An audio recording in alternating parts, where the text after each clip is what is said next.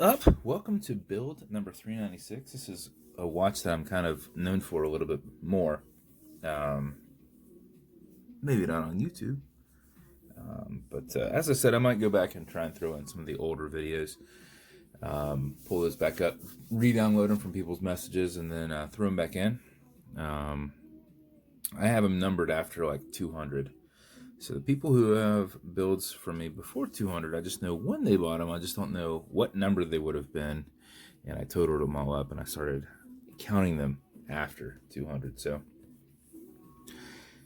this one is a Kraken build. Now, what's cool about this one specifically is the dial that's in this one was from a buddy who made dials for me originally.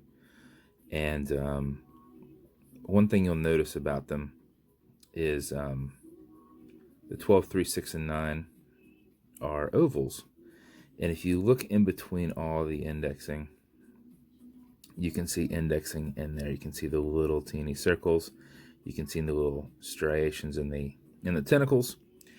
So he made these by hand, and it was a long process, and he no longer makes dials for me.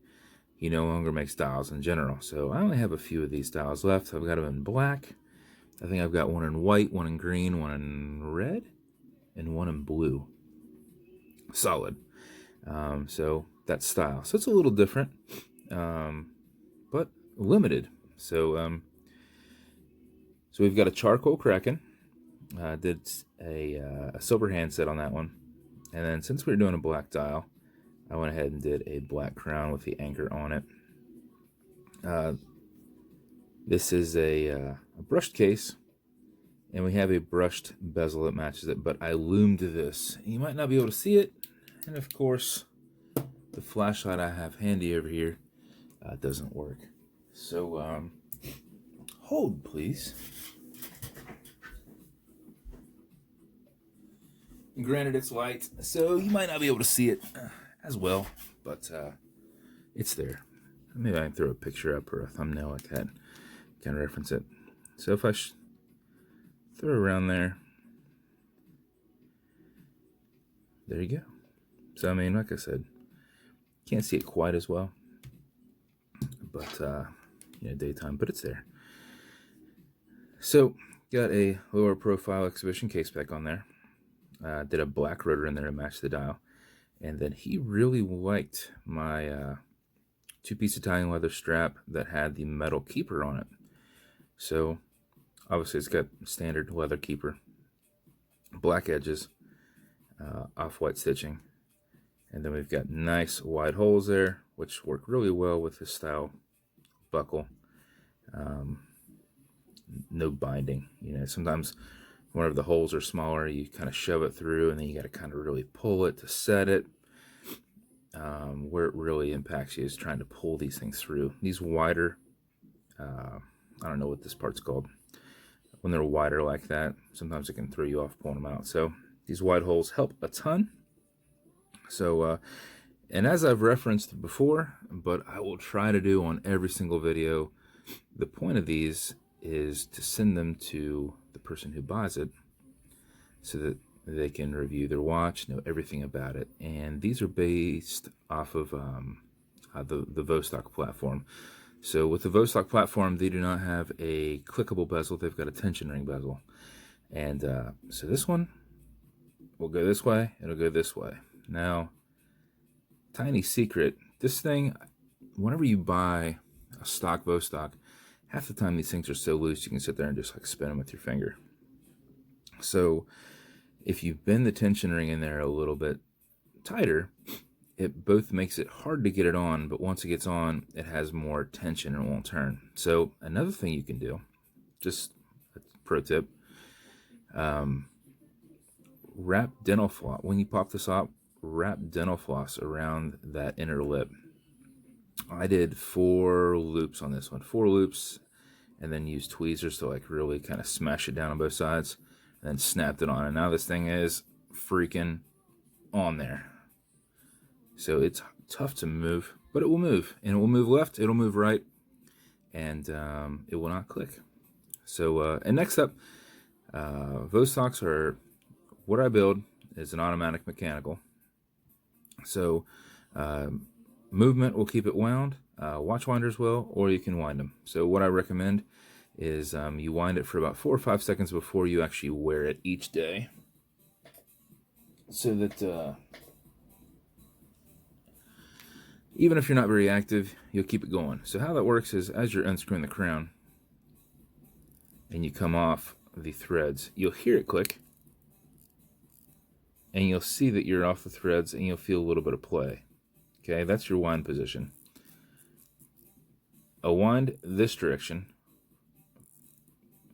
from front to back actually winds it. Going backwards doesn't do anything, but it doesn't hurt it. See, I personally just do this. So if you do it for 14-15 seconds, you'll have enough in there to last the whole night. It has a 31-hour power reserve. You can max out the power reserve doing this. You can continue doing this all day if you want. It will never impact it. It has reversers in there. It will not, once the mainspring gets completely, tight, you're not going to like bust the mainspring. That will not work with this style. The older wind style will. You have to wind it up, and once it stops, you stop. Because if you do it again, you're going to bust that mainspring. So this one you can keep going. If you pull it to the one and only click, you can now set the time, and you'll kind of pull as you're doing it. And it's not a hacking movement. So some of them I do, that second hand will jump, some of them will not. Don't really know the rhyme or reason why some of them do and some of them don't. But now you can set your time. Now you'll notice you've got what's called a wobble crown. So if you see, that flexes back and forth and up and down. Does a couple things. It's deflecting lateral pressure on the stem. So when you're pushing and pulling, you're not bending this. You're not bending the stem. You're not putting weird pressure on the movement. And next, it's got a clutch system in there. So whenever the clutch is engaged, you can now set the time. In order to disengage the clutch, you've got to screw it back down. So what I'm saying is, if you want to go from winding it to setting it, you can. But if you want to go back from setting it to winding it, you have to screw it back down. Okay, Google, what time is it? 12:07 p.m. 12:07 p.m. So if you look it up, this is actually called a wobble crown. Also makes it nice and easy to go right back on and thread down. So that is the build as a whole. Every one of my builds comes with matching beads. Super cool. If you want to wear them, cool. If you don't, hey, it's up to you. But I suggest you do, because that's what's new and cool now. Got a black Kraken box. Every box that I do, I usually throw in one of my business cards down there in the back, and I'll have to grab his cards.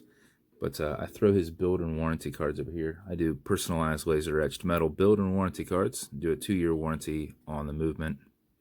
Service time frame's 10 years. And I got a service tech if needed. Manufacturer's warranty is 1 year on it. So also with every build I do, throw in some watch cleaner. It's good for all metal and glass parts. Non-residue, non-toxic, non-streaking. So good stuff. If there's a leather strap, I also throw in a leather conditioner. This is to make sure that if it ever would get dry, you can just apply some. Most of the time, if it's going to get dry, it's going to be on the inside, where you would feel it. But you can apply it wherever you want. It's two-sided leather. So you literally maybe every like 4 months or 6 months, a little bit will go a long way. You'll see that. Also, I throw in a microfiber and match the dial when I can. I only have 5 different tones, and black happens to be one of them. And then lastly, some fine scratch remover. Now, I include this because this is an acrylic glass on here. You can scratch it. So if you scratch it, just apply some of the remover on there. A little bit will go a long way. And buff against the scratch. So if it's going up and down, go left and right, fill it in there. Get some heat behind your thumb. Obviously, you're going to be using something like a microfiber. And about 15 seconds later, it should be completely gone. So if you think you need a watch or something very similar, I make every build unique. Even if you like this completely exactly as it is, we do different hands, maybe a different bezel. We could still lume it. Maybe we did a silver crown and a band that didn't have the metal keeper on there, or just a different tone of leather. So I just want to make sure everybody's build is slightly unique to another, so that everybody has that one special watch that nobody else has. So thank you for watching. If you want to see future builds, I'm going to kind of go over them the same way every single time, because the whole point is for the person who's getting them to know how to use their watch. So, and for those who are watching, to understand more about the watch. So if they get one, they already kind of can hit the ground running. So thank you for your time, and like and subscribe, and keep doing this one build at a time. Thanks.